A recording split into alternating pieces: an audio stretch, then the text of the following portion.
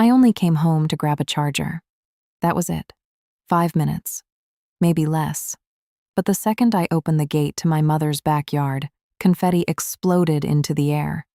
Music thundered through the speakers. Cameras flashed. More than 100 people filled the patio, raising champagne glasses beneath a giant glitter-covered banner. She said yes. I froze. Everyone smiled like I was late to a party I was supposed to celebrate.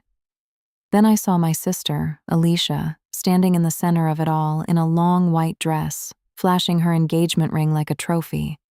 Beside her, Derek, her fiancé, was pouring champagne for guests, while my mother floated through the crowd, grinning like this was the happiest day of her life.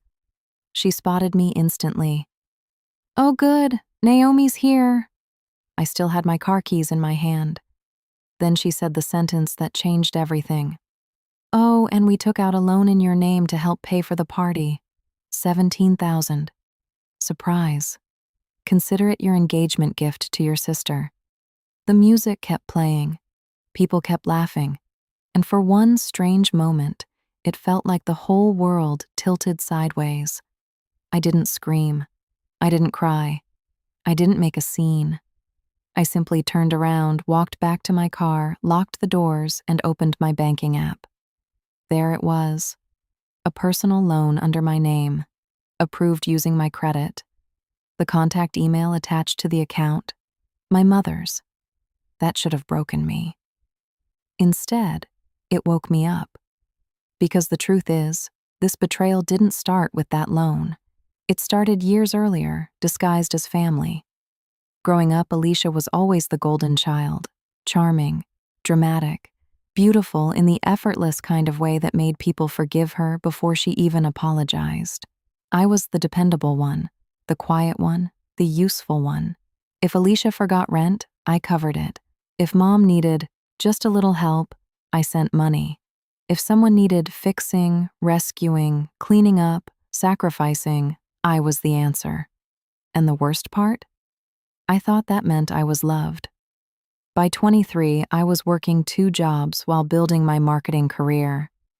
Alicia was chasing dreams that changed every 6 months. Modeling, influencing, candle businesses, boutique ideas that somehow always ended with me paying for inventory or overdue bills. Every time I hesitated, Mom would say the same thing. Family helps family. What she really meant was, Naomi will carry this too. And I did. Until the engagement party. Until the moment I realized they hadn't just borrowed money. They had built an entire celebration around humiliating me. Sitting in my car that night, I froze the account, filed a fraud alert, locked my credit, and started collecting evidence. Then I opened a folder on my phone labeled, "In case they ever go too far." Inside was a video from months earlier, captured accidentally by an old nanny camera after a family gathering. In the clip, Alicia laughed while scrolling through wedding ideas. "Naomi's never getting married anyway," she joked. "Might as well use her money for someone who actually has a future." My mother laughed too. She should feel proud we're using her name for something beautiful. I stared at the screen for a long time. Then I hit send to everyone at the party, every guest, every relative, every friend, even Derek's mother. The caption read, "She said yes, just not with her own money." 12 minutes later, chaos erupted. Phones came out. Conversations stopped mid-sentence.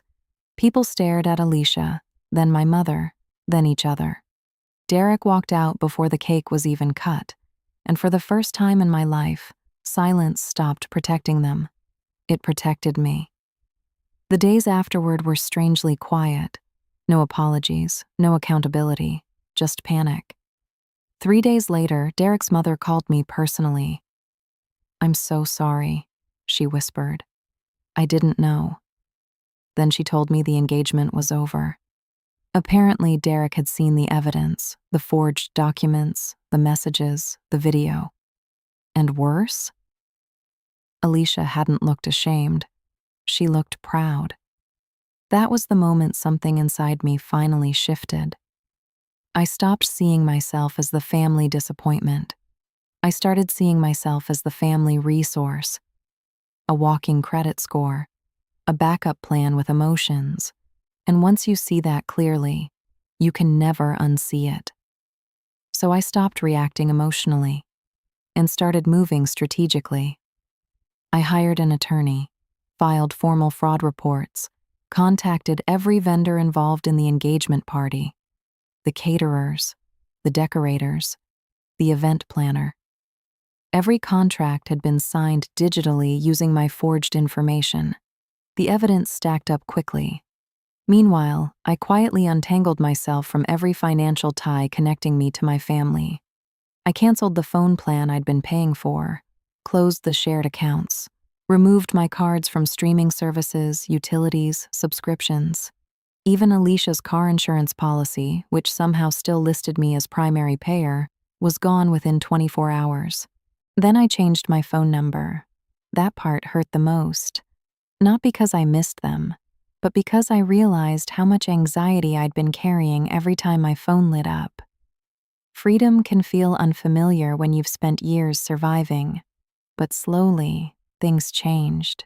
People started hearing the truth, not the polished version my family told at dinner parties. The real one. The story about financial manipulation hidden behind phrases like family support. I wrote a blog post called "When Family Treats You Like a Resource." I expected maybe a few readers. Instead, thousands responded. Women, men, older siblings, people who had spent years funding everyone else's comfort while quietly abandoning themselves. The messages poured in. "You described my life. I thought I was selfish for setting boundaries. I finally froze the account my parents kept using." For the first time, I realized this wasn't just my story. It was bigger. Meanwhile, Alicia's world started collapsing publicly. The fraud investigation froze her accounts. Vendors demanded repayment. Friends distanced themselves. The same people who once celebrated her online suddenly stopped answering her calls. And my mother, the woman who always cared more about appearances than accountability, her social circles vanished almost overnight. Not because I destroyed her reputation, because the truth finally interrupted it. Then came the final shock. While reviewing old legal paperwork, my attorney discovered something my mother never expected me to find. The family house legally belonged to both of us after my parents' divorce. My father had left it equally divided. She never told me. She assumed I'd never ask questions. She assumed wrong. Months later, the court awarded me full ownership after evidence of financial abuse surfaced during proceedings. The same house where I spent years feeling invisible suddenly became mine. When my mother and Alicia moved out, they left behind damaged walls, broken furniture, unpaid bills, and silence. But standing in that empty living room, I didn't feel revenge. I felt release. I renovated everything, painted the walls warm white, opened the curtains, turned the spare bedroom into an office. And slowly, I built something I'd never had before: peace.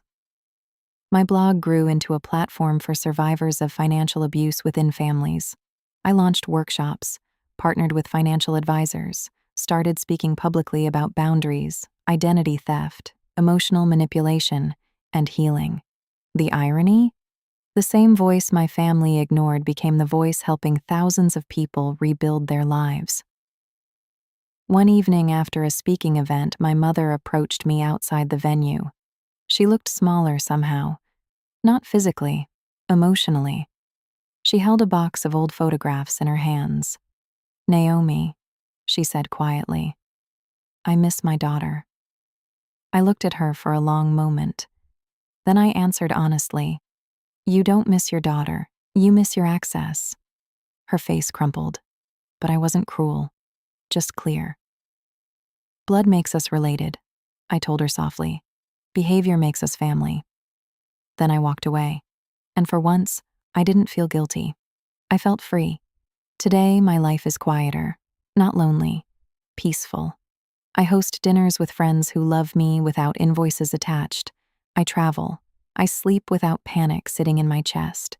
And every now and then, I think about the woman I used to be, the one who believed love had to be earned through sacrifice. She would barely recognize me now, not because I became harder, because I finally became whole. People still ask me how I walked away from family. The truth? I didn't walk away from love. I walked away from being used. And once I learned the difference, everything changed. They thought I was the fool, but I was never foolish. I was simply loyal to people who confused kindness with permission. Now, I invest in myself, and the returns have been life-changing.